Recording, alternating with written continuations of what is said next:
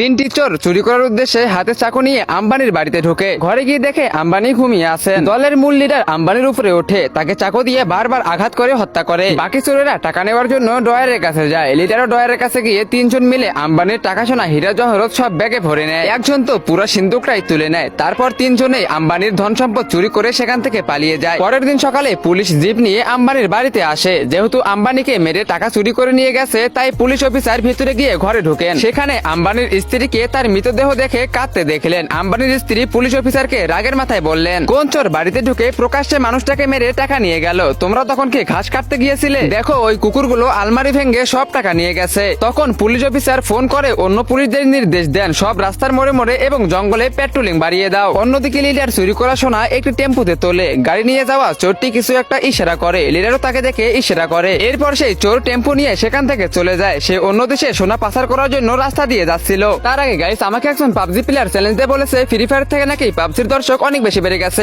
আজকে আমি এটাই দেখবো, তোমাদের বেশি কিছু করতে হবে না। তুমি যদি একজন ফ্রি ফায়ার প্লেয়ার হয়ে থাকো, ফ্রি ফায়ারকে মন থেকে ভালোবাসো, তাহলে ভিডিওতে লাইক করে চ্যানেলটিকে সাবস্ক্রাইব করে দাও। যদি পাবজিকে ভালোবাসো তাহলে কমেন্ট সেকশনে কালো লাভ দাও, এবং ফ্রি ফায়ারকে ভালোবাসলে কমেন্ট সেকশনে লাল লাভ দাও। আজকে আমি দেখবো কার অডিয়েন্স বেশি। কিন্তু সামনেই পুলিশ পেট্রোলিং এর জন্য দাঁড়িয়েছিল। পুলিশ টেম্পো চেক করার জন্য পিছনে ট্রলিতে তাকিয়ে দেখে সেখানে সোনা রাখা আছে। তখন পুলিশ অফিসার সেই চোরকে বলে, আরে নিচে নাম। চোরটি নিচে নামে। পুলিশ অফিসার তার দিকে বন্দুক তাক করে। তখন সেই চোরটি বন্দুকের কথা জিজ্ঞেস করলে পুলিশ বলে, চুপ থাক গজ্জু। তারপর সেই চোরটি দৌড় দেয়। পুলিশ অফিসার তার পিছনে ধাওয়া করে, কিন্তু তার বন্দুকের গুলিতে সমস্যা ছিল। চোরটি দৌড়াতে দৌড়াতে নিজের আস্তানায় আসে এবং লিডারের সামনে গিয়ে দাঁড়িয়ে বলে, কমিশনার সাখাওয়াত সব রাস্তায় পেট্রোলিং এর নির্দেশ দিয়েছিলেন। আমাদের পাচারের সোনা তারা ধরে ফেলেছে। এখন আমরা আর সোনা নিয়ে যেতে পারবো না। লিডার রাগে চিৎকার করে বলে, তাদের এত বড় সাহস, দাঁড়া দেখাচ্ছে তাদের। এরপর সে বলে, তোমরা শুধু আমার সাথে চলো। এরপর তারা তিনজন মিলে তাদের চুরি করা গাড়িগুলোর কাছে আসে এবং তিনজন তিনটি গাড়িতে বসে বেরিয়ে পড়ে। তারা গাড়িগুলো নিয়ে পাপ্পু গ্যারেজ নামের একটি গ্যারেজে আসে। লিডার গাড়ি থেকে নেমে পাপ্পুর কাছে গিয়ে বলে,